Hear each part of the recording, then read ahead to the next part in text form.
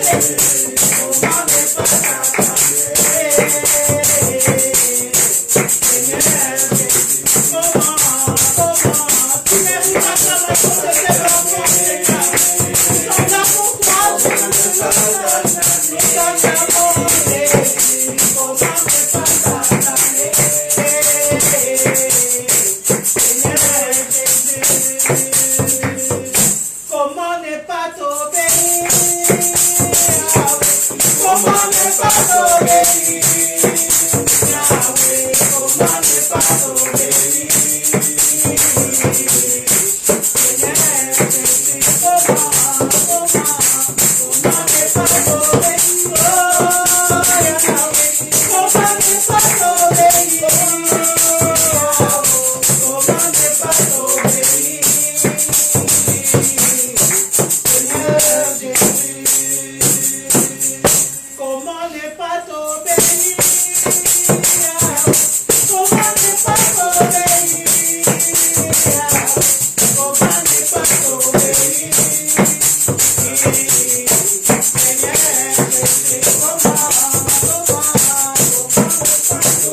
nous méditons combien que les sacrifices, Seigneur. Oui, ta part. Aide-nous à t'obéir, Seigneur. T'obéir. Seigneur Jésus. Comment ne pas te servir?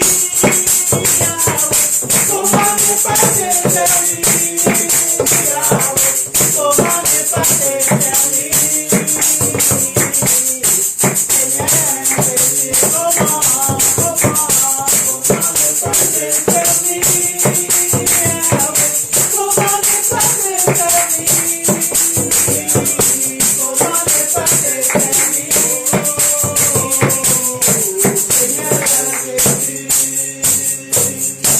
Comment ne pas t'aimer? Comment ne pas t'aimer? Comment ne pas t'aimer?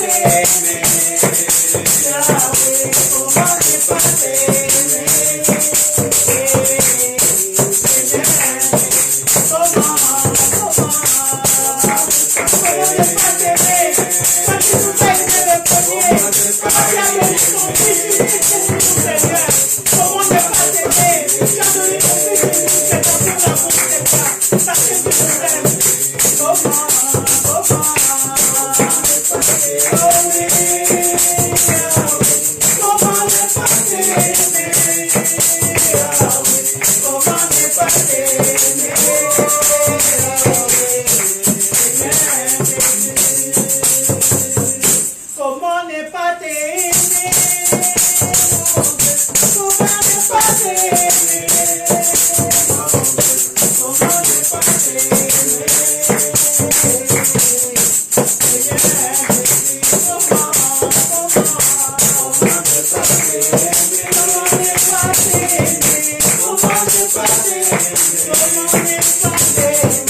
Comment ne pas t'aimer? Seigneur Jésus, nous t'acclamons, Seigneur, nous te louons, Jésus. Comment ne pas te louer, comment ne pas t'adorer? Toi qui nous as gardés toute la nuit, toi qui nous as réveillés ce matin, Seigneur, toi qui as renouvelé ta bonté ce matin, toi qui as renouvelé ton amour, toi qui as renouvelé ta grâce dans nos vies, Seigneur Papa, comment ne pas t'aimer, comment ne pas te servir, toi qui es bon, Seigneur mon Dieu, toi qui es merveilleux, Seigneur Papa. Il n'y a vraiment personne comme Jésus, il n'y a vraiment personne comme Jésus, il n'y a vraiment personne comme Jésus, il n'y a vraiment personne comme lui, il n'y a vraiment personne comme Jésus, il n'y a vraiment personne comme Jésus, il n'y a vraiment personne comme Jésus, il n'y a vraiment personne comme lui, il n'y a vraiment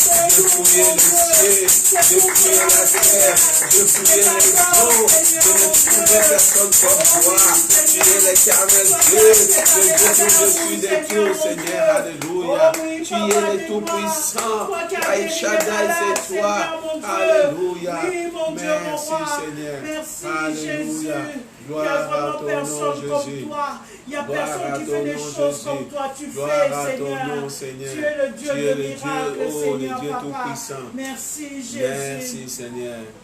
Nul comme toi. Oh Yahweh. Nul ne peut toucher mon cœur comme toi. Je pourrais chercher éternellement. Pourtant, nul n'est comme toi. Oh, nul n'est comme toi. Nul n'est comme toi. Nul ne peut toucher mon cœur comme toi. Oui, Je pourrais chercher éternellement. Pourtant, nul n'est comme toi. Oh, nul n'est comme toi. Nul n'est comme toi. Je ne peux toucher mon cœur comme toi. Je pourrais chercher éternellement. Pourtant, nul n'est comme toi. Oh oui, Seigneur. Oh, yakabashinda kala baba. C'est ta main qui guérit. L'enfant qui souffre trouve en toi un sûr abri. Nul n'est comme toi.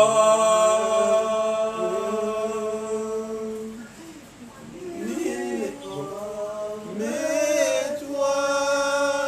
Oh Jésus, nul n'est comme toi. Nul ne peut toucher mon cœur comme toi. Touche mon cœur, Seigneur Papa. Je pourrais chercher éternellement. Pourtant, nul n'est comme toi. Nul n'est comme toi. Nul n'est comme toi. Nul n'est comme comme toi. Nul ne peut toucher mon cœur comme toi. Je pourrais chercher éternellement, pourtant nul n'est comme toi. Alléluia. Mon Dieu, mon Roi, qui es aux cieux, que ton Saint-Nom soit glorifié. Mon Dieu, mon roi, qui es aux cieux, que ton Saint-Nom soit glorifié. Mon Dieu, mon roi, qui es aux cieux, que ton Saint-Nom soit glorifié. Que ton Saint-Nom, Que ton Saint-Nom soit glorifié. que ton Saint-Nom, Que ton que Saint-Nom ton Saint-Nom soit glorifié. Nzambe nanga, nalikolo, kombo na yo, ekumanga. Nzambe nanga, nalikolo, kombo na yo, ekumanga. Nzambe pamba, nalikolo, kombo na yo, ekumanga. Nzambe nanga, nalikolo, kombo na yo, ekumanga. Mon Dieu, mon roi, qui es aux cieux, que ton Saint-Nom soit glorifié. Que ton Saint-Nom, Seigneur, que ton Saint-Nom soit glorifié, Seigneur, ce matin, Seigneur. Que ton Saint-Nom soit glorifié dans ce lieu. Que ton Saint-Nom soit glorifié dans la vie de mon frère, de ma soeur, de ton église, Seigneur. Que ton Saint-Nom soit glorifié dans notre vie, Seigneur, Papa. Agis à nous ce matin. Agis dans la vie de mon frère. Agis dans la vie de ma soeur. Tu es Dieu.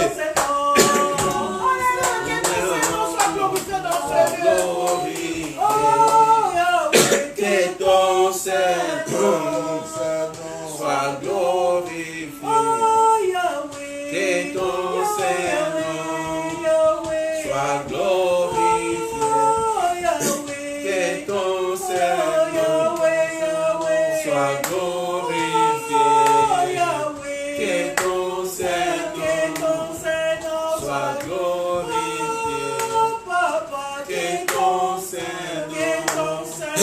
soit glorifié. Que ton Saint-Nom soit glorifié. Ton Saint-Nom soit glorifié. Que ton Saint-Nom soit glorifié, Seigneur. Oh, que ton Saint-Nom soit glorifié, Seigneur. Kombo na yo.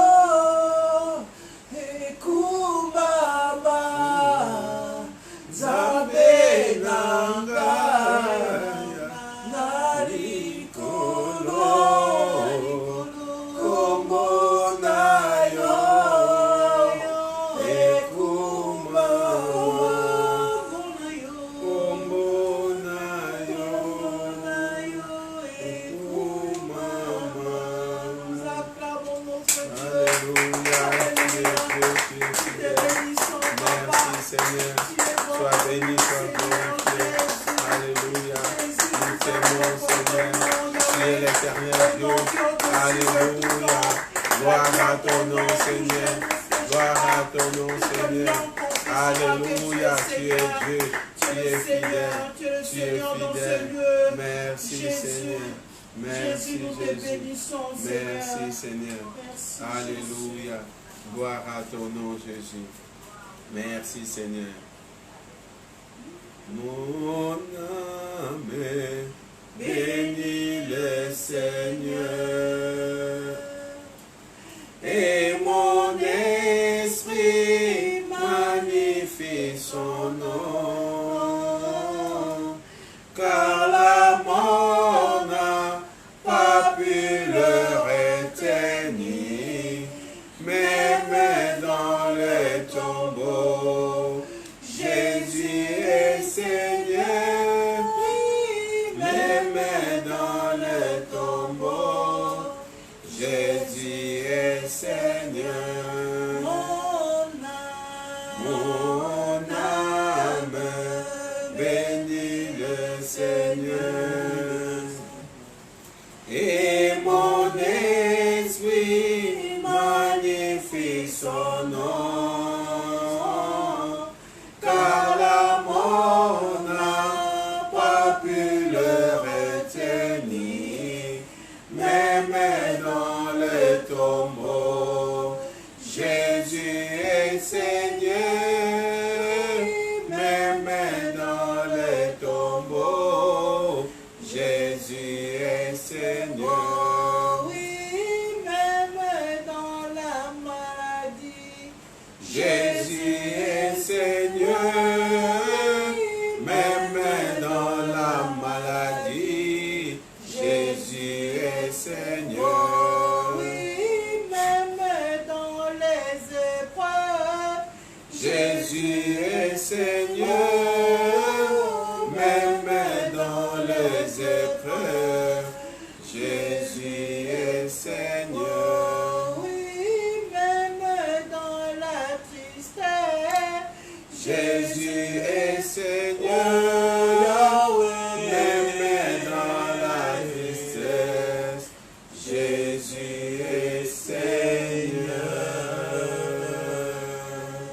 Merci Seigneur, alléluia. Tu es Dieu, tu es fidèle. Nous te rendons grâce Seigneur encore ce matin. Nous te rendons grâce, alléluia. Tu es l'éternel Dieu, mon âme bénit l'éternel. Tout ce qui est à moi, Seigneur, bénis ton Saint-Nom ce matin, Seigneur. Car tu es le Dieu au-dessus de tout. Tu es le Dieu tout-puissant. Tout genou fléchit devant toi. Toutes les langues confessent que tu es le Seigneur à la gloire de Dieu le Père. Alléluia. Merci Seigneur. Même dans les tombeaux, tu es Seigneur. Même dans la maladie, tu es Seigneur, c'est toi qui guéris. Même dans la souffrance, c'est toi qui délivre. Alléluia, tu es le Seigneur, le Dieu Seigneur. Alléluia. Merci Seigneur. Alléluia. Tu as promis d'être avec nous, Seigneur. Ce matin encore, Seigneur, ta présence est là. Nous nous accrochons à toi, Seigneur. Nous nous accrochons à toi, Seigneur. Car tu as promis, Seigneur, d'être avec nous. D'être avec nous jusqu'à la fin du monde. Jusqu'à ton retour, Seigneur. C'est pour cela, ce matin encore, Seigneur, nous déclarons que ta fidélité durera toujours. Ta fidélité durera toujours dans nos vies. Au nom de Jésus.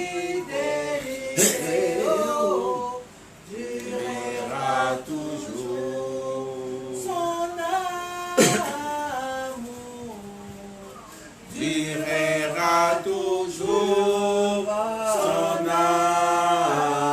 amour durera toujours, et puis sa bonté durera toujours, sa bonté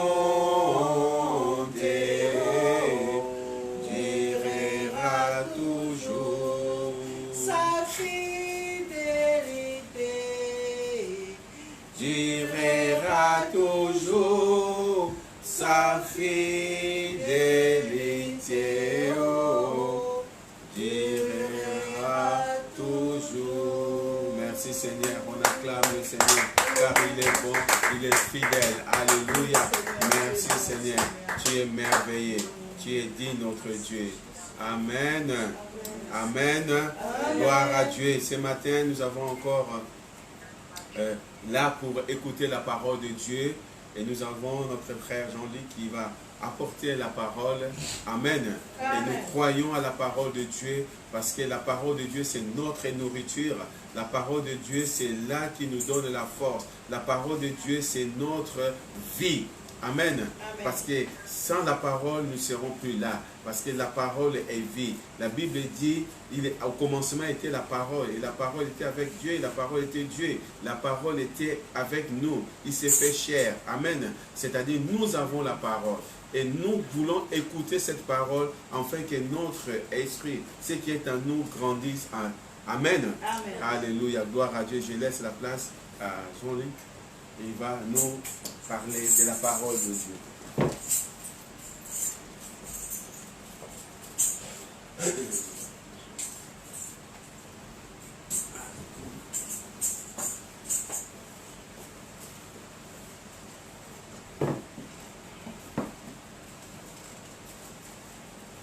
Mon âme bénit le Seigneur.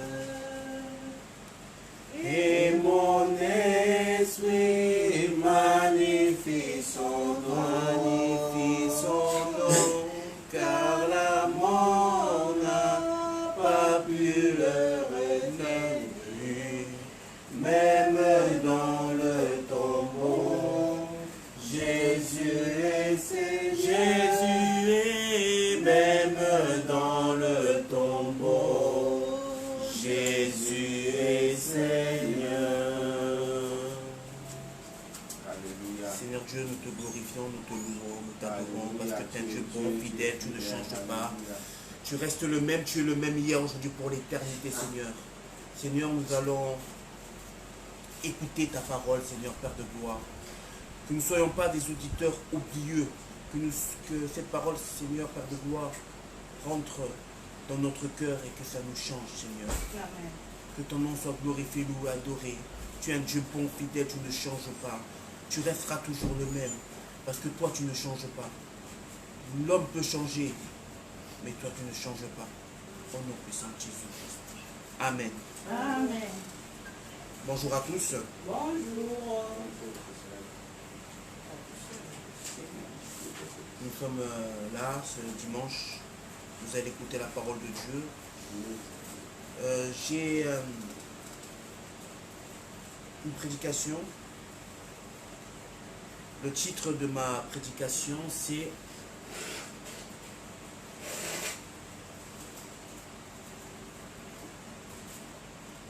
Répentez-vous, car le royaume des cieux est proche.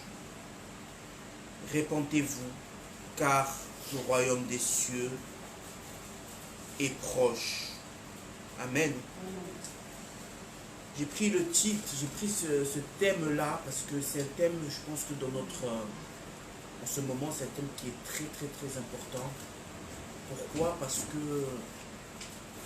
nous vivons un moment très difficile. Nous vivons un moment très compliqué. Nous vivons un moment où le peuple de Dieu a besoin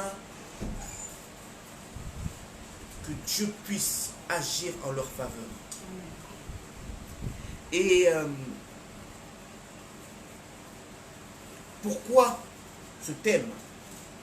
Répentez-vous, virgule, car le royaume des cieux est proche.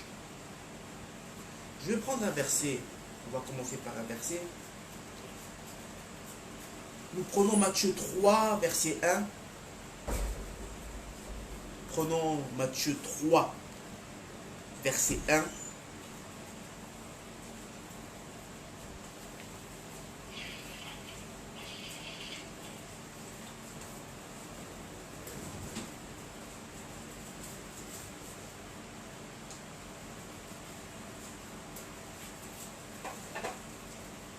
Je lis la parole du Seigneur.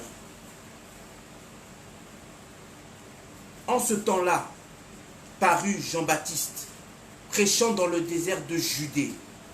Il disait, « Répentez-vous, car le royaume des cieux est proche. » Jean est celui qui avait annoncé, qui avait été annoncé par Ésaïe le prophète.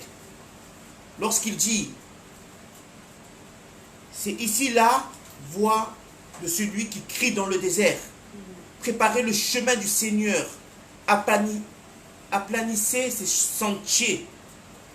Amen. Amen. Jean avait un vêtement de poil de chameau et une ceinture de cuir autour du rein. Il se nourrissait de sauterelles et de miel sauvage. Les habitants de Jérusalem, de toute la Judée et de tout le pays des environs du Jourdain se rendaient auprès de lui et confessant leurs péchés, ils se faisaient baptiser par lui dans le fleuve du Jourdain. Mais voyant venir à son baptême beaucoup de pharisiens et de sadducéens, il leur dit, race de vipères,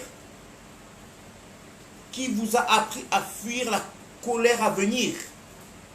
Produisez-vous donc du fruit digne de la repentance, et ne prétendez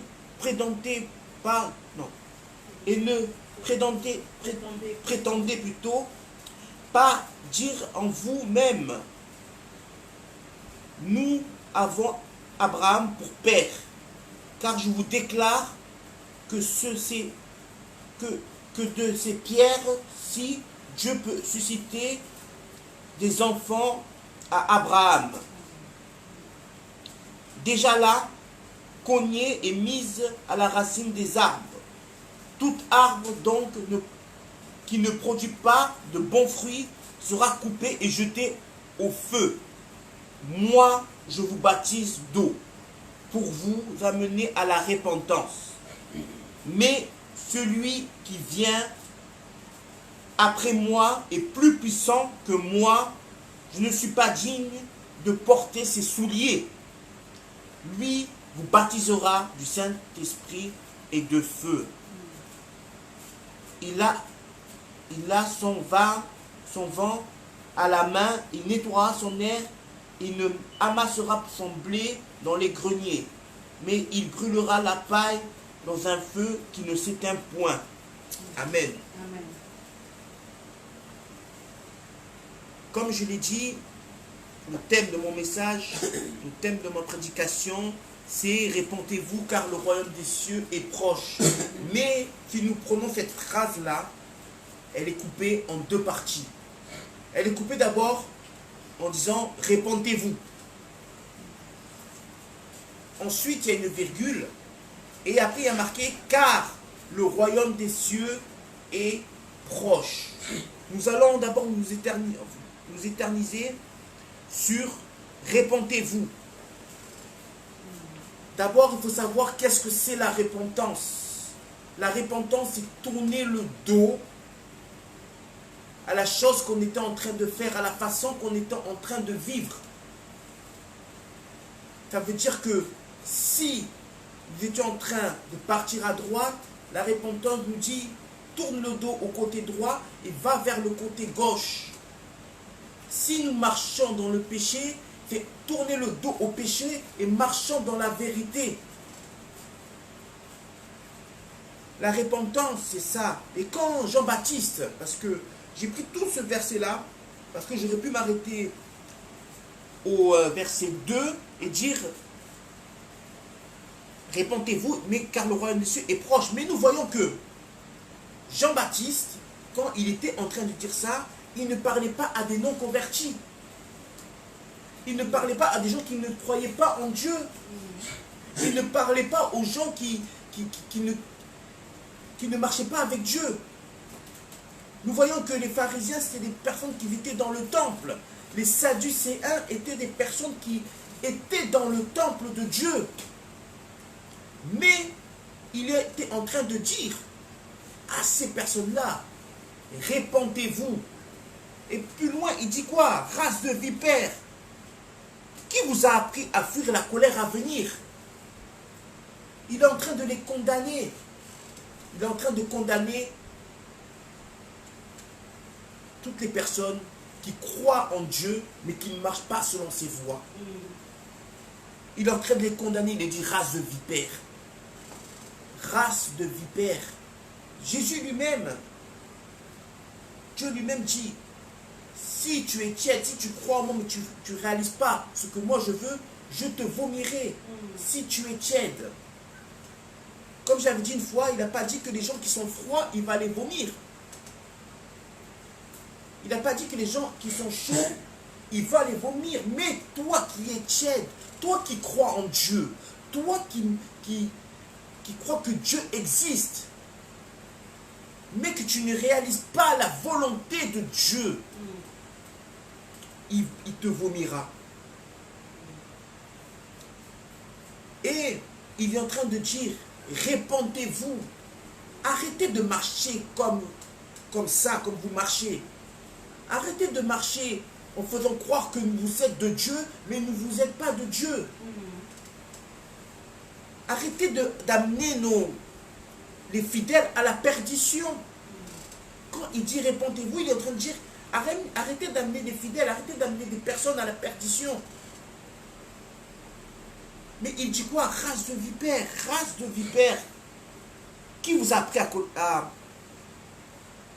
fuir la colère à venir? C'est une question. Il dit quoi? Produisez donc du fruit digne de la repentance. Et ne prétendez pas dire en vous-même. Il est en train de dire que il ne faut pas que nous disions en nous-mêmes.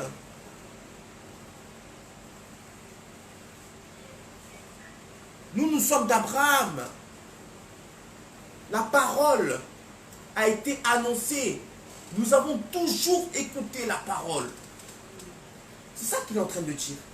Nous avons toujours écouté la parole. Toujours.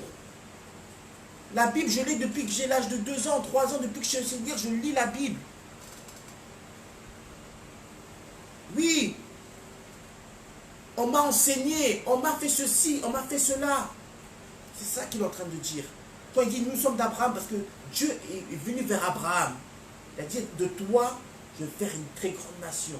Je vais faire des nations. Ça veut dire qu'ils avaient une promesse. Mais il est en train de dire que c'est pas parce que Dieu avait une promesse pour Abraham que vous marchez comme vous marchez, mais la vie, ça veut dire que le royaume des cieux va venir en eux. Non. C'est ça qu'il est en train de dire. Il est en train de dire même que, vous savez, de ces pierres-là, je peux en faire des enfants d'Abraham. Ça veut dire que Jean-Baptiste est déjà en train de préparer la venue de Jésus. Et même pas que la venue de Jésus, mais même la suite.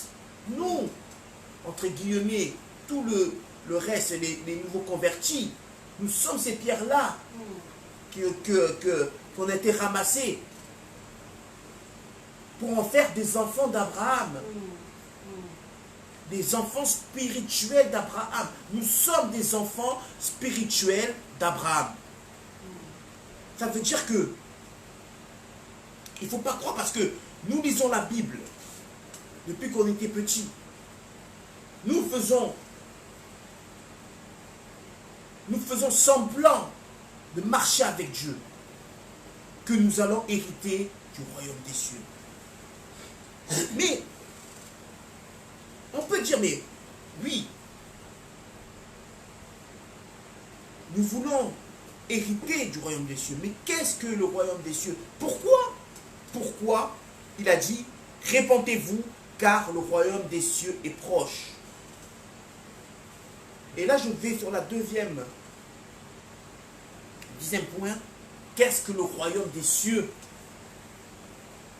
Qu'est-ce que le royaume des cieux? Parce que on peut dire, oui, le royaume de Dieu est proche. Mais qu'est-ce que ça veut dire?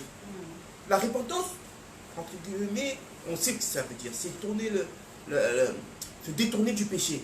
C'est ne plus revenir en arrière. C'est tourner le dos au péché. Voilà, on sait c'est quoi la repentance. Mais le royaume de Dieu, qu'est-ce que c'est? Et pourquoi Jean-Baptiste dit, répentez-vous car le royaume des cieux est proche? j'avais une définition que j'ai en tête. Le royaume des cieux, c'est où Dieu règne, où Dieu est souverain. Le royaume de Dieu, c'est où le royaume des cieux, c'est là où Dieu règne, où là où Dieu est souverain.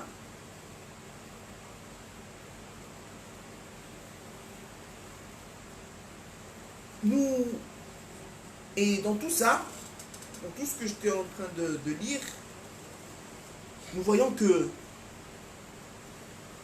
Jean-Baptiste est en train de dire que là où Dieu règne, là où Dieu est le souverain, cette atmosphère-là est proche. Maintenant, on peut le prendre de deux façons. Ça veut dire que quand on dit que le royaume des cieux est proche, c'est que peut-être il est en train de dire que le royaume des cieux est en train d'arriver. On peut le prendre aussi que le royaume des cieux est à côté de nous. Il y a deux façons de le prendre quand on dit quand le royaume des cieux est proche. Et si nous disons que, par exemple, parce que, et j'ai d'autres versets pour savoir de quelle façon il était en train de dire, si nous disons que, car le royaume des cieux est proche, il est en train d'arriver, ça veut dire que peut-être il était en train d'annoncer l'avènement de Jésus. De dire que Jésus est en train de venir. Mais il y a aussi que le royaume des cieux est à côté de nous. Maintenant, quand je dis que le royaume des cieux est à côté de nous, c'est quoi? Parce que je vais aller là. Quand il dit que le royaume des cieux est à côté de nous, c'est que il y avait une barrière entre l'être humain et Dieu. Ça veut dire que quand Adam et Ève ont péché, il y avait une barrière entre nous, les êtres humains, et Dieu. Ça veut dire que pour s'approcher de Dieu, il fallait faire des sacrifices. Pour s'approcher de Dieu, il fallait faire énormément de choses. Il ne fallait pas pécher, il fallait être peut-être un roi ou un sacrificateur, ceux qui étaient les Lévites. Et être roi, ce n'est pas donné à tout le monde. Et être sacrificateur, ce n'est pas donné à tout le monde aussi. Il fallait être sans péché. Il y avait beaucoup de choses pour s'approcher de Dieu. Et cette barrière, elle était là. Nous voyons que, même dans le temple, il y avait des endroits où les personnes ne pouvaient pas rentrer. Le lieu très très saint. Très très très saint. Le saint des saints. Pas tout le monde pouvait rentrer. Et c'est Dieu qui déterminait qui rentrait et quand. Ils rentraient pas, les personnes ne rentraient pas quand ils voulaient dans ce lieu-là. Il y avait un moment bien précis pour qu'ils puissent rentrer. Et pour les gens qu'on peut dire, oui, mais comment ça se fait que Dieu parlait à ce moment-là? C'est Dieu qui s'approchait de l'être humain. Mais ce n'était pas le contraire. Ce n'était pas le contraire. C'est Dieu qui se révélait à l'être humain. Ils n'avaient pas cette relation. Il y avait une barrière entre nous, l'être humain, et Dieu. Mais Jean-Baptiste est en train de dire quoi? Tournez le dos à tout ce que vous êtes en train de faire. Mais maintenant, marchez dans le royaume des cieux. Parce que le royaume des cieux est là. Parce que le royaume des cieux est ici. Ça veut dire qu'il est en train de dire que la barrière qui était en train, qui était en train de nous séparer de Dieu est en train de se briser. La barrière qui nous séparait de Dieu est en train de se briser. Comment? Par la venue de Jésus-Christ. Mais il y a une chose, que quand j'ai lu ce verset, quand j'ai tapé sur Internet,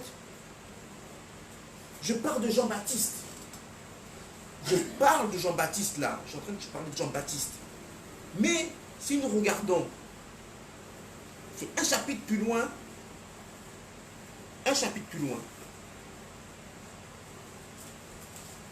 Je crois que c'est au verset 17. Oui, c'est au verset 17. Ouais. Le commencement du ministère de Jésus. Le commencement du ministère de Jésus. Dès ce moment-là, c'est Matthieu 4, verset 17. Dès ce moment, Jésus commença à prêcher et à dire, répentez-vous, car le royaume des cieux est proche.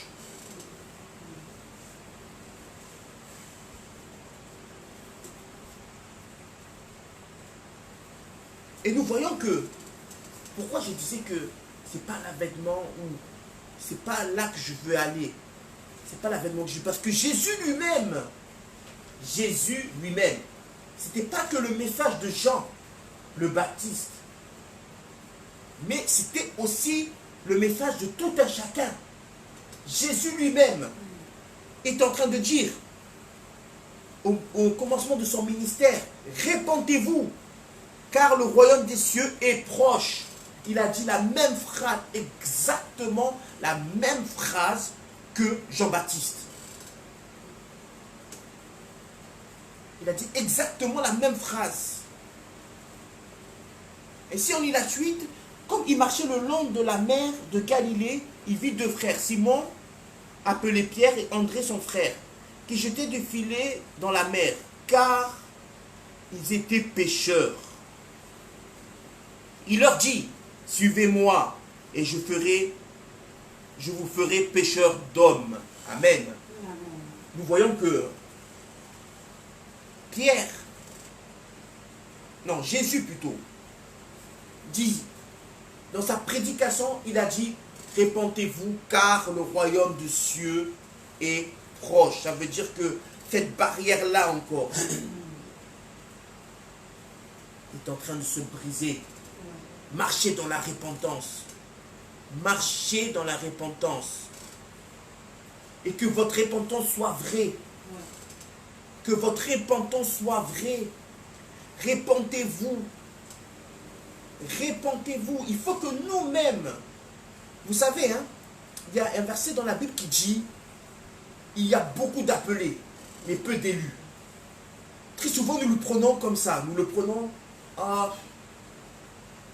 moi je suis un élu de Dieu, je suis un élu de Dieu. Cette phrase, elle a beaucoup de sens.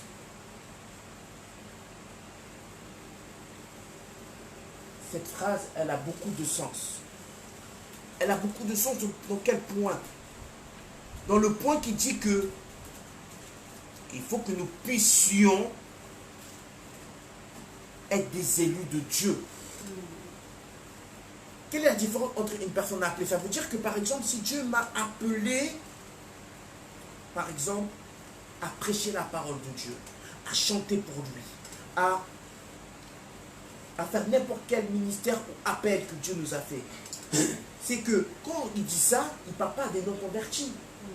Dans tout ce que je suis en train de dire, il n'est pas en train de parler à des non-convertis. Il est en train de parler à des personnes qui connaissent Dieu. Parce que tu ne peux pas te repentir, si tu ne connais pas Dieu.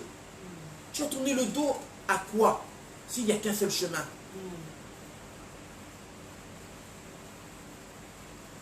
Tu as tourné le dos à quoi s'il n'y a qu'un seul chemin? Si tu connais que le péché, comment tu peux aller dans la vérité si tu ne connais pas la vérité, si tu ne sais pas que où est la vérité, qu'est-ce que c'est la vérité? Tu ne peux pas tourner le dos, tu ne peux pas te repentir.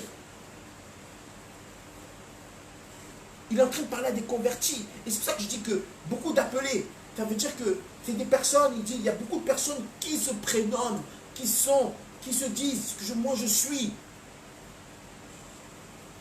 Il peut être n'importe quoi, que ce soit des pasteurs, des évangélistes, tout ceci, des chantres de l'Éternel, des personnes très connues, surtout avec les réseaux sociaux. Il y a des personnes qui sont très très très connues. Ils ont des 100K, des 90K, des je ne sais pas combien de milliers de personnes qui les suivent. Mais Jésus, il dit quoi? Beaucoup d'appelés, beaucoup de personnes qui vont prêcher en mon nom, Beaucoup de personnes qui vont faire ceci en mon nom. Mais il y a peu de personnes qui sont élues.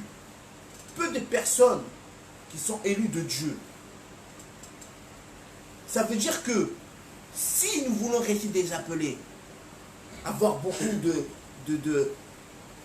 notoriété, de dire voilà, moi je fais ça, j'accomplis des miracles, j'accomplis des prodiges, je fais ceci, je fais cela, moi ceci, parce que là je suis en train de parler à des convertis, je ne suis pas en train de parler à des non-convertis, je ne suis pas en train de parler à des non-convertis, je parle à des convertis, à des personnes qui connaissent la parole de Dieu. Si moi je me dis, ah il faut qu'on me voie, il faut que je fasse ceci, sans, moi il faut que je m'habille, il faut que les gens voient, il faut que je me plains les yeux, mais que ce n'est pas la volonté de Dieu, que ce n'est pas la volonté de Dieu. Nous ne serons que des appelés. Les gens vont nous dire, ah lui c'est un chrétien. Le moment du jugement dernier va dire, ah, mais lui il était chrétien, non? Lui il était chrétien. Ah mais lui il était pasteur. Lui il était évangéliste. Lui je le voyais à chaque fois il partait à l'église tous les dimanches. Mais comment ça, il ne va pas au ciel? Comment ça, il ne va pas aller au ciel? Parce que il ne faut pas être appelé, il faut être élu de Dieu. Maintenant, la chose c'est quoi? C'est que nous pensons que les élus, c'est Dieu qui dit, toi tu es élu, toi tu es élu, toi tu es élu. Non. Comme je l'ai dit une fois il y a très longtemps dans un message, quand je parlais de la grâce, vous savez, hein, la grâce, elle est un point. Ça veut dire elle est un point fixe. Nous, maintenant, c'est à nous d'aller vers la grâce. Ce n'est pas à la grâce de venir vers nous. La grâce ne va pas tomber du ciel. La grâce est là. Le royaume des cieux est là. Le Saint-Esprit est là. Mais c'est à nous d'aller vers lui. C'est à nous d'aller vers la grâce. C'est à nous d'aller vers, d'être élus. C'est à nous de faire le pas. Dieu a déjà fait le pas. Il a dit, c'est pour ça qu'il nous disait déjà, il nous préparait déjà quand Jean-Baptiste il était là. Répentez-vous, ne marchez pas comme ceci, ne marchez pas comme cela. Même je dis ça. Mais si nous regardons bien, c'est le message que Élie avait pour le peuple d'Israël. Déjà, n'adorez pas d'autres dieux, n'adorez pas le Dieu Baal. Très souvent, mais nous, aujourd'hui, on parle du Dieu Baal, mais on peut dire, mais franchement, le peuple d'Israël, avec tous les miracles qu'ils font dans leur vie, avec tous les miracles qu'ils ont fait, avec tous les trucs qu'ils voient, mais comment ça, des fois, ils viennent, ils prient le Dieu Baal, ou quand il y avait le veau d'or, ça ne faisait pas très longtemps qu'ils étaient sortis d'Égypte, et parce que Moïse, il est resté je ne sais pas combien de temps, 40 jours en haut là-bas, dans la montagne.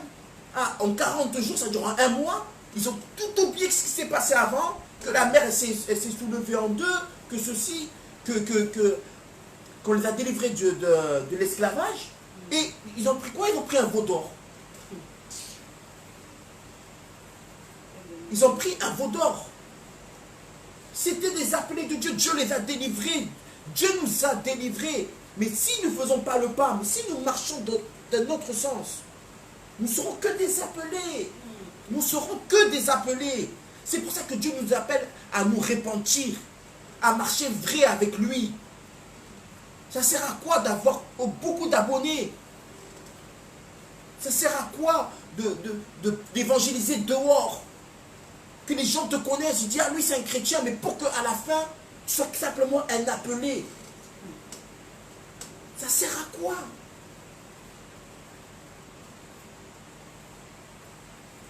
Je ne dis pas que ce n'est pas bien d'avoir des abonnés, mais si tu le fais, ce n'est pas pour ta gloire à toi. Ce n'est pas pour notre propre gloire. Si nous mettons des messages sur Internet, si nous propageons la parole de Dieu, ce n'est pas pour nous. Ce n'est pas parce que je veux, par exemple, que Camus Jean-Luc soit célèbre, on soit connu. Ça me servira à quoi? Pour qu'à la fin, que je n'hérite pas de la vie éternelle. Ça me servira à quoi? C'est une perte de temps. Et je le dis très souvent, c'est une perte de temps. Si tu sais que tu veux être simplement un appelé, mais pas un élu, c'est une perte de temps. Fais autre chose. Fais autre chose. Fais autre chose. Il faut être des élus de Dieu. Et maintenant, comme je dis, la grâce est là, c'est-à-dire que les élus, Dieu a mis un point où tous les élus de Dieu sont là. Maintenant, ce n'est pas un endroit fermé. Ce n'est pas Dieu qui dit, toi tu es élu, toi tu n'es pas élu, toi tu es élu. Il nous a donné le libre arbitre. C'est pour ça qu'il est en train de dire, et je reviens dans ma phrase, répentez-vous. Parce qu'il nous a donné le libre arbitre. Répentez-vous, car le royaume des cieux est proche. Maintenant, c'est à nous d'aller pour être un élu de Dieu, pour aller au ciel. Vous savez, hein, même Jésus lui disait, pas ma volonté, mais que la volonté de Dieu soit faite. Ça veut dire que il nous demande d'aller à la repentance pour que nous puissions marcher avec Dieu. Vous savez, hein, si nous ne marchons pas avec Dieu, si nous ne voulons pas que le règne de Dieu s'établisse sur la terre, parce que c'est ça qui va arriver. Il est marqué dans la parole que le règne de Dieu va s'établir sur la terre. Si nous lisons l'Apocalypse, la révélation de Jean, l'Apocalypse c'est la révélation, ça veut dire ça, révélation, Apocalypse, en grec, révélation de Jean. Nous voyons que le règne de Dieu, malgré toutes les épreuves qu'on est en train de passer, que ce soit le coronavirus, que ce soit les guerres, que ce soit toutes ces choses-là, toutes les choses qu'on est en train de vivre, la famine, la sécheresse, toutes les choses climatiques qui sont en train d'arriver, tout ça, mais le règne de Dieu va s'établir sur la terre avant que nous puissions tous aller au ciel. Tous les élus de Dieu. Nous allons régner sur la terre. Il est marqué dans l'Apocalypse. Et ça c'est d'une façon visible, mais d'une façon invisible maintenant. D'une façon spirituelle. Ça veut dire que nous les élus de Dieu, nous les élus de Dieu, nous qui voulons être élus de Dieu, nous régnons déjà sur la terre. Il y a une parole qui dit, si vous demeurez en moi et que mes paroles demeurent en vous, demandez tout ce que vous voudrez et cela vous sera accordé. Ça veut dire quoi? Ça veut dire que tout ce que nous proclamons de notre bouche est accordé. Le diable n'a pas le droit sur nous. Ça veut dire quoi? Ça veut dire que l'esprit de mort, l'ange de la mort, n'a pas le droit sur nous. C'est Dieu qui dit, est-ce que c'est le moment? Toi tu dis, regardez, il y a beaucoup de... C'est extraordinaire. Je prends l'exemple par exemple d'Élie. Élie, qu'est-ce qu'Élie avait plus que nous? Qu'est-ce que Élie avait de plus que nous? Qu'est-ce que Enoch avait de plus? On peut dire Jésus, oui, allez, Jésus, c'est le Fils de Dieu, c'est Dieu, il est monté au ciel, c'est normal. Mais maintenant, Enoch, Élie, qu'est-ce qu'ils avaient de plus que nous? Qu'est-ce qu'ils avaient de plus que nous? Ils ont choisi le moment qu'ils voulaient partir. Élie savait qu'il allait partir. Mais il n'est pas mort. Son cœur n'a pas arrêté de battre. Il est parti avec un char de feu. Et Élisée le voyait. Il disait, waouh, char de feu. Il est parti, il a jeté la veste pour qu'il puisse faire plus de miracles que lui. Élisée l'a vu. Partir avec un char de feu. Élie. Enoch. Qu'est-ce qu'il avait de plus que nous? Un élu de Dieu. Ça veut dire que même avant que Jésus arrive, ils avaient compris quelque chose, qu'il n'y a qu'un seul Dieu. Et il faut que nous ayons un seul Dieu. Mais quand on dit ça, qu'il faut que nous ayons un seul Dieu, on peut dire, mais oui, mais moi j'ai qu'un seul Dieu. Je prie Jésus, je prie Dieu, je suis là, je jeûne, je fais toutes ces choses-là. Mais si maintenant on va prendre la signification de Dieu, Dieu ça veut dire notre lumière. Quelque chose qui nous éclaire. Dieu, ça veut dire ça. Quelque chose qui nous éclaire. C'est notre lumière. C'est quelque chose qui est que pourquoi nous vivons. La lumière, c'est quelque chose pourquoi nous vivons. Mais très souvent, nous, en tant qu'êtres humains, nous nous levons. Des fois, c'est pour l'argent. Des fois, c'est pour notre mari ou notre femme. Des fois, c'est pour nos enfants que nous nous levons. Le matin, et que nous disons, ah, il faut qu'on me laisse encore de la vie pour que je puisse élever mes enfants, pour que je puisse encore aimer ma femme, pour que je puisse gagner encore plus d'argent. Ça, c'est pas des dieux. Dans nos vies, c'est pas des dieux tout ça. Est-ce que c'est pas des dieux tout ça? Si le matin tu te lèves, la première pensée que tu as, c'est mes enfants, et tu ne penses pas à Dieu, tu ne penses pas à ce que Dieu fait, c'est-à-dire que tes enfants sont plus importants que Dieu. Ça veut dire quoi? Ça veut dire que ton Dieu, même si tu peux prier dans la journée, mais si ta première pensée, ce n'est pas Dieu, c'est que tes enfants, ta femme, ton travail, ton argent, ta maison est plus important que Dieu. Et ils deviennent tes dieux. Pourquoi ils parlent de maman? Pourquoi on parle de maman? Pourquoi? Les biens matériels. Pourquoi? Pourquoi Jésus parle de maman? Parce qu'il dit que maman est un Dieu avec un petit dé. Quand on dit Dieu avec un petit dé, c'est une petite lumière. C'est une ampoule. Si ici on peut voir comment dire ça, d'une façon visible, c'est une ampoule peut-être, maman. Mais Dieu, par exemple, c'est le soleil. Ça veut dire que c'est la vraie lumière. Ça, c'est une lumière créée. C'est une lumière créée, une ampoule. Mais là, la vraie lumière, ce qui éclaire vraiment tout, c'est le soleil. Si on veut avoir une image. Mais maintenant, si dans ta première pensée, c'est tes enfants, c'est ton mari ou ta femme, ou c'est toutes ces choses-là, mais c'est pas Dieu, ta première pensée dans ta vie, c'est comme j'avais prêché la semaine dernière, ou la semaine d'avant. Ce jeune homme-là faisait tout de bien, mais il n'adorait pas. Ce n'était pas un vrai adorateur. Ce n'était pas un vrai adorateur. Ce n'était pas un vrai adorateur. Et la vie éternelle, le royaume des cieux, où le Dieu règne, ne pouvait pas s'approcher de lui.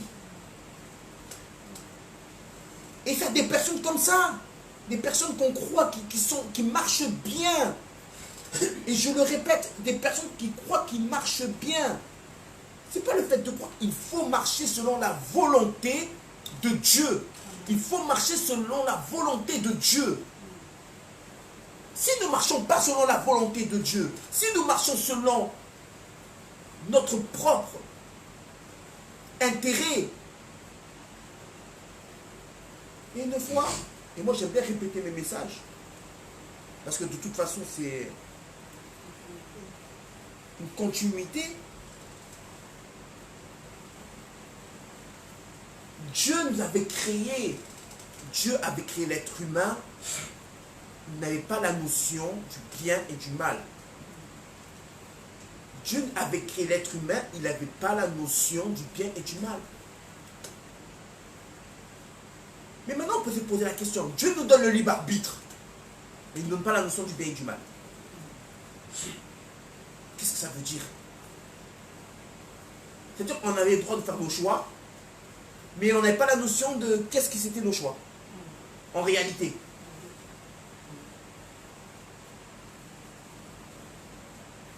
Et pourquoi cela? Pourquoi Dieu a voulu qu'on puisse faire nos choix, mais on n'avait pas la notion? Et c'est là qu'on voit, nous voyons que, en réalité, la grâce a toujours été là. Ça veut dire que le fait d'être élu, ça a toujours été là. Toujours. Mais c'est nous qu'on s'est éloignés. C'est nous, en tant qu'humains, on s'est éloignés de ça. Ça veut dire que Dieu, le plan n'a jamais changé. Dieu, son plan n'a jamais changé. Donc Dieu, qu'il y avait la grâce, il y avait le royaume de Dieu. Quand je dis la grâce, c'est le royaume de Dieu était déjà là. Il était là depuis le commencement. Jusqu'à présent, il est là, il est proche. Maintenant, c'est à nous de se repentir. C'est à nous de marcher autrement. C'est à nous de voir la vision de Dieu. Pas la vision des hommes. De se dire, je m'habille bien, je fais ça bien, je prie, je fais ceci, je fais cela, je fais ceci. Fais la volonté de Dieu. Faisons la volonté de Dieu. Marchons comme Dieu veut. Marchons pas comme les hommes veulent. Les gens peuvent se moquer de nous. C'est les mêmes gens qui se moquent de nous qui vont venir à nos pieds, à nous dire ce que tu dis, c'est la vérité. Combien de fois c'est arrivé ça? Combien de fois? Regardez, c'est clair. Si nous prenons un exemple dans la Bible, Paul était là à la lapidation d'Étienne. Paul était là, il disait lapidez-le, lapidez-le. Et c'est lui qui est venu au pied des chrétiens, parce qu'Étienne était mort. C'est lui qui est venu au pied des chrétiens. Je peux me faire baptiser, je veux suivre Dieu, je veux suivre Jésus. Là, cette même personne-là. Mais c'est arrivé plein de fois. Regardez, on prend l'histoire de Joseph. Joseph, on l'avait mis en prison parce que, entre guillemets, la femme de Potiphar avait dit qu'il l'avait violé. Et c'était même personne, ces Égyptiens qui l'ont mis en prison, qui l'ont dit, viens nous aider. Dis à ton Dieu qui vient nous aider. C'est la même personne, c'est les mêmes personnes qui font, que c'est eux qui vont se moquer de toi, c'est eux qui vont venir vers toi encore. Pas parce que nous sommes bien, pas parce que nous faisons les choses bien, non. C'est parce qu'il faut d'aller de ce point-là, d'appeler à élu. Il y a une route. Vous savez, la vie chrétienne, c'est une vie de sacrifice. La vie chrétienne, c'est une vie de sacrifice. C'est une vie de sacrifice. C'est pas facile d'être chrétien dans ce monde. C'est pas facile. Parce que des fois, tu dois te mettre en colère, tu veux te mettre en colère contre des personnes qui te font du mal. Mais même pas qui te font du mal. Des fois, tu vois du mal dans la rue, ou dans ceci, dans cela. Tu as envie de t'énerver parce que c'est une chose qui t'énerve. Mais Dieu te demande de te maîtriser. Vous savez, nous, en tant que chrétiens, on ne peut pas sortir de notre bouche des vaines paroles. Je n'aime pas des paroles mauvaises, des vaines paroles. Parce qu'il dit quoi dans le proverbe? Il dit, c'est proverbe 18 ou proverbe 22, je ne me souviens plus. Proverbe 18. La vie et la mort est au pouvoir de la langue. Ça veut dire que nous ne pouvons pas prononcer des vaines paroles, genre dire des bêtises. Parce qu'il faut faire attention à ce que nous sommes en train de dire. Et c'est là la marche de appeler. Ça veut dire que, oui, Dieu peut t'appeler. Et c'est ça qu'il faut savoir. Dieu peut t'appeler pasteur. Dieu peut t'appeler évangéliste.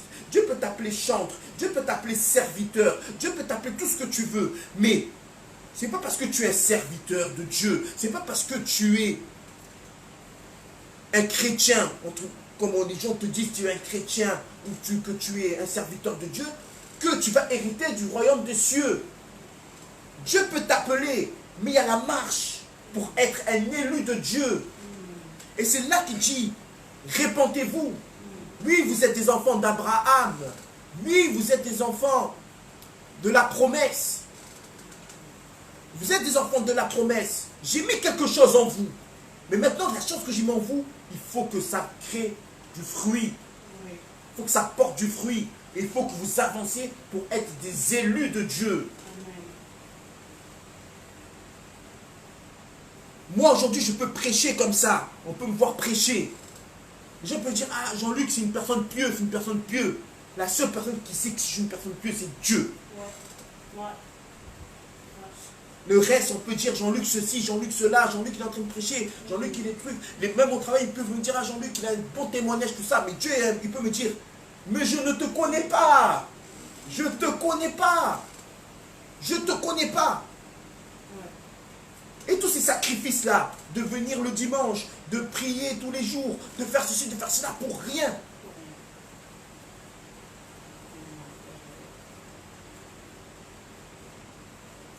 Beaucoup d'appelés. Pourquoi ils parlent de faux prophètes? Comme je dis, ce message, je ne le fais pas à des non-convertis. C'est à des personnes qui sont converties, qui croient en Dieu. Si vous croyez en Dieu, si nous croyons en Dieu, marchons comme Dieu veut. Ça sert à quoi de croire en quelque chose si on ne marche pas comme c'est marqué? Ça sert à quoi de lire la Bible si on ne croit pas ce que la Bible dit? Ça sert à quoi?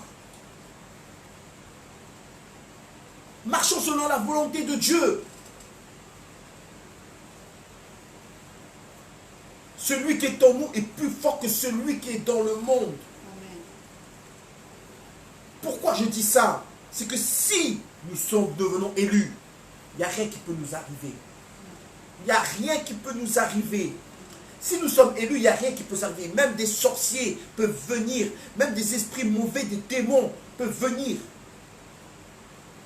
nous embêter. Oui, nous serons attaqués. Mais rien ne peut nous arriver. Il y a une phrase, il y a un verset qui dit, Dieu ne peut pas nous éprouver plus que ce que nous pouvons supporter. Oui. Dieu ne peut pas nous éprouver plus que nous pouvons supporter. Ça veut dire que, parce que si tu es élu de Dieu, Dieu peut t'éprouver, tu vas voir des choses bizarres, mais ils n'auront pas le droit de toucher ta vie. Oui. Regardez, prenons l'histoire de Job. L'histoire de Job. Il a dit quoi, Dieu? Éprouve-le. Il a dit à Satan, éprouve-le, mais ne touche pas à sa vie. Éprouve-le, mais ne touche pas à sa vie.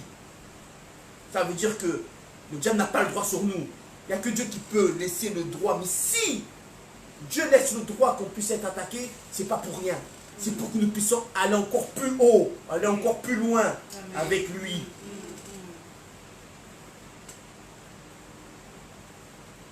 Si nous prenons l'exemple des patriarches, c'est-à-dire des Pierres, des Jean, tout ça, des Paul, quand ils étaient maltraités, ils ne pouvaient avoir des pensées. C'était une chose pas facile.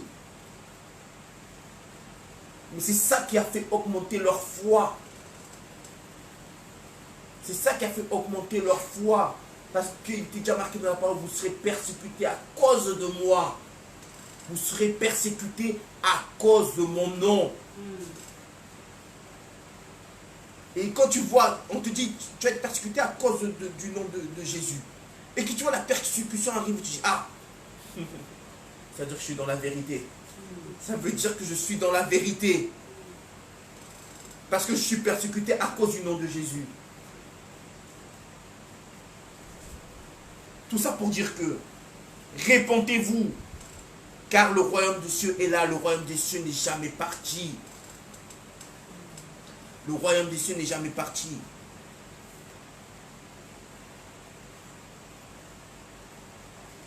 Je peux dire ça, j'ai donné beaucoup de versets, mais on peut dire, mais Jean-Luc, mais tout ce que tu as dit, avant tu avais dit que parce que l'événement de Jésus est arrivé. Tu as dit parce que l'avènement de Jésus est arrivé. On va prendre un verset, c'est dans Luc.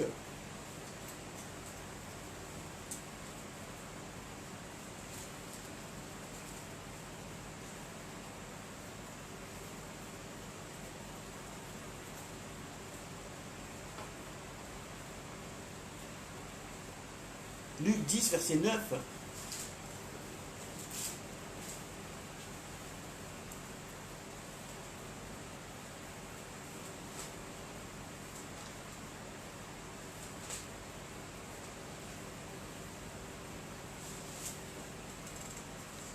Et nous allons même prendre un peu avant. Luc 10.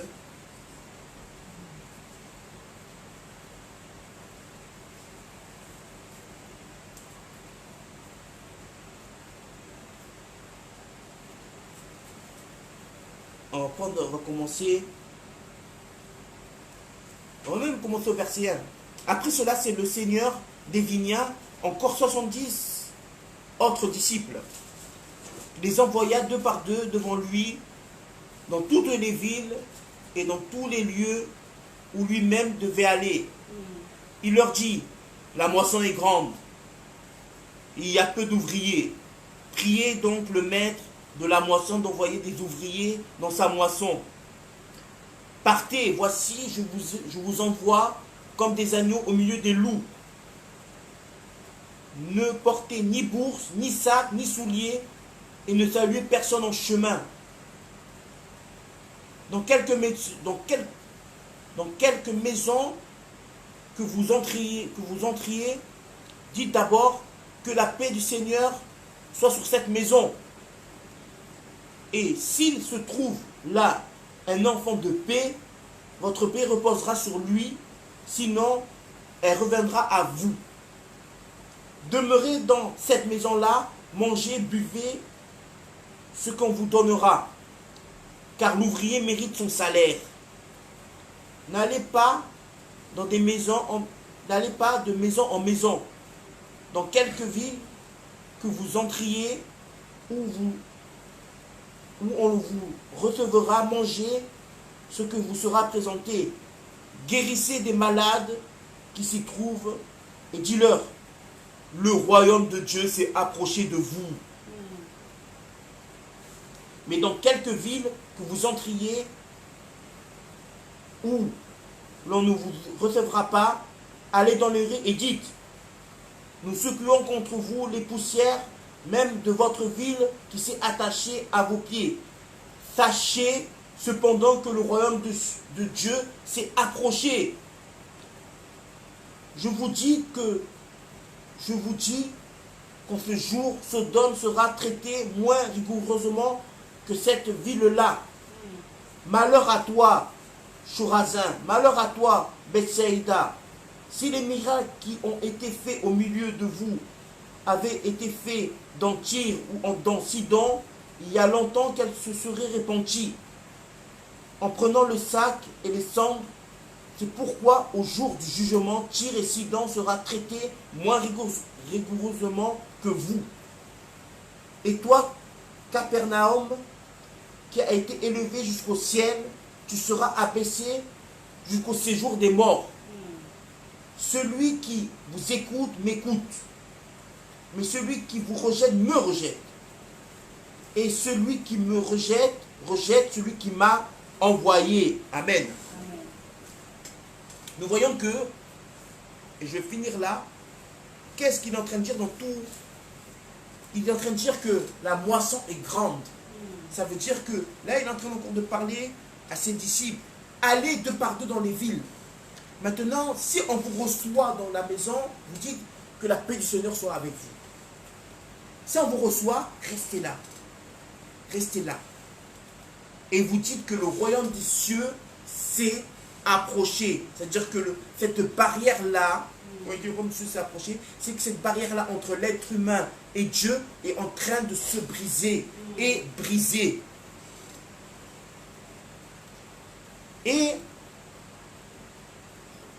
il dit,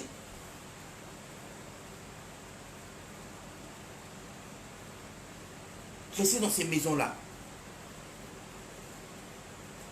Et il dit après, si on vous reçoit dans ces maisons-là, vous dites ça. Mais si maintenant on vous reçoit dans aucune maison des villes où vous partez, dites-leur aussi que le royaume des cieux s'est approché.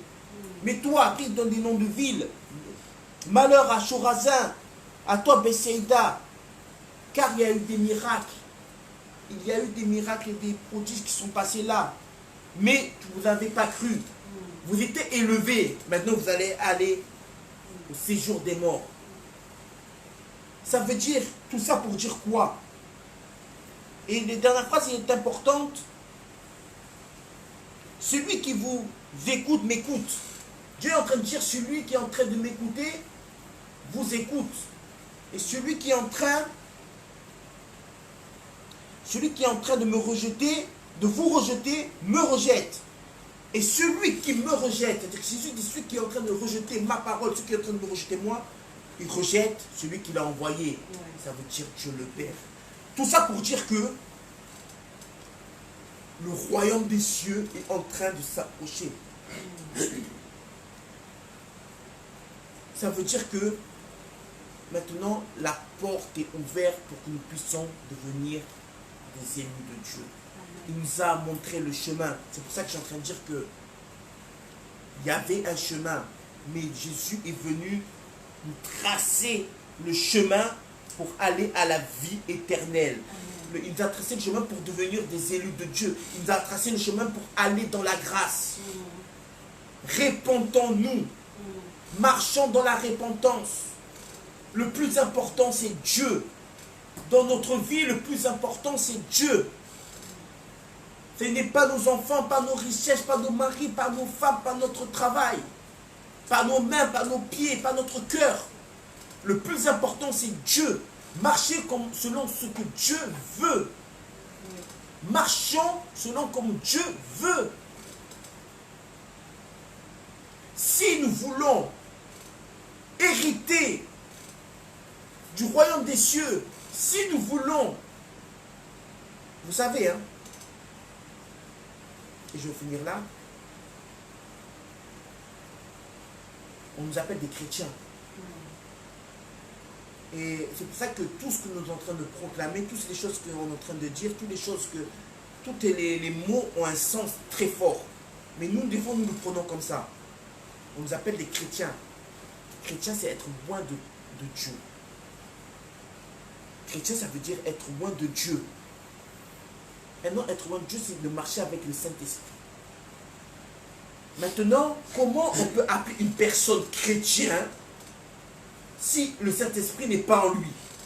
S'il ne marche pas selon le Saint-Esprit, ce n'est pas un chrétien.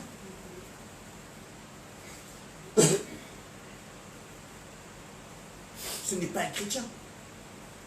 Et je vais aller plus loin. Si on regarde très bien, à 90% des enfants, que ce soit des garçons ou des filles, les garçons, ils ont comme exemple leur père. Ils ont comme exemple leur père, très souvent.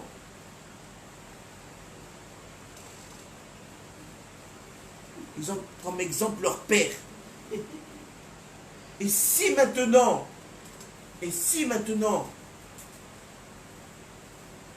comment je peux dire ça? Si Dieu, qui est notre Père suprême, nous ne ressemblons pas, comment nous pourrons dire que nous sommes des enfants de Dieu? Comment nous pourrons dire que nous sommes des enfants de Dieu? Parce que si Dieu, lui, il voit d'une certaine façon, mais nous, en tant qu'être humain, nous disons non, cette façon que Dieu voit, c'est pas bien. C'est mieux comme ça. Mais comment on peut s'appeler être enfant de Dieu? Comment un serviteur de Dieu doit servir son maître? Si nous sommes des serviteurs de Dieu, nous devons marcher au service de Dieu. Mais maintenant, comment marcher au service de Dieu si nous ne connaissons pas notre maître? Nous pouvons nous connaître par le Saint-Esprit et par la parole de Dieu. Répentez-vous. Répentez-vous. Répentons-nous de toutes les choses qu'on est en train de faire. Car le royaume des cieux est là. Car le royaume des cieux est proche. car le royaume des cieux est à côté de nous. Maintenant, si nous voulons rentrer dans le règne de Dieu, si nous voulons rentrer dans le royaume des cieux, si nous voulons rentrer dans la vie éternelle, par le Saint-Esprit. C'est par le Saint-Esprit qui est déjà descendu, qui est là, qui nous attend. Marchons selon le Saint-Esprit. Amen. Amen. Nous allons prier. J'ai un peu dépassé, mais c'est pas grave. Merci Seigneur, Dieu de gloire, Dieu de vérité, pour cette parole que tu nous as donnée. Seigneur, tu nous appelles à la repentance. Tu nous appelles à marcher selon toi, Seigneur. Tu nous appelles à marcher en toi. Tu dis que si tu demeures en nous et nous demeurons en toi, nous demandons ce que nous voudrons et cela sera accordé. Tu nous dis, Seigneur, Père de gloire, de marcher avec toi, de ne pas accomplir notre propre volonté, de ne pas accomplir nos propres voies, mais d'accomplir tes voies, Seigneur. Tu dis que ta volonté soit faite sur la terre comme au ciel. Nous voulons que ta volonté soit faite sur la terre comme au ciel. Sois avec nous. Dirige-nous, conduis-nous, Seigneur. Nous ne voulons pas être simplement que des appelés. Mais nous voulons être élus. Seigneur, je sais que tu nous as déjà montré le chemin. Je ne vais pas te demander de nous montrer encore le chemin. Mais conduis-nous vers ce chemin que tu as déjà tracé par ton Saint-Esprit. Sois avec nous, Seigneur. Conduis-nous. Seigneur, ne nous induis pas en tentation, mais amène-nous vers la vérité, Seigneur. Conduis-nous selon tes voies. Conduis-nous selon ta volonté. Parce qu'il n'y a que toi. Seigneur, toute chose est périssable. Mais toi, tu demeures éternel. Tu es un Dieu fidèle, tu es le Dieu qui ne change pas. Tu nous amènes, tu nous demandes la repentance. Et Seigneur, j'espère, et je veux, et je sais que tu veux toi aussi, que nous nous répondons et que nous marchons selon tes voies. Au nom puissant de Jésus-Christ. Sois loué, sois glorifié. Amen. Amen.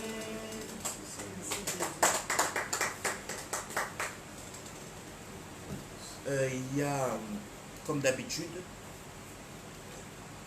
3 réunions. Il y a la réunion du mardi de 19h à 20h sur Facebook, c'est le groupe de maison. Il y a la réunion de prière de 19h à 20h, comme nous le disons souvent. Si vous voulez participer à la réunion de prière, prenez contact avec mon pasteur. Vous envoyez un message sur Facebook, après on vous donnera le numéro. Et comme ça, vous pouvez participer à la réunion de prière. Et il y a notre culte qui commence à 10h30 jusqu'à midi, le dimanche. Soyez bénis.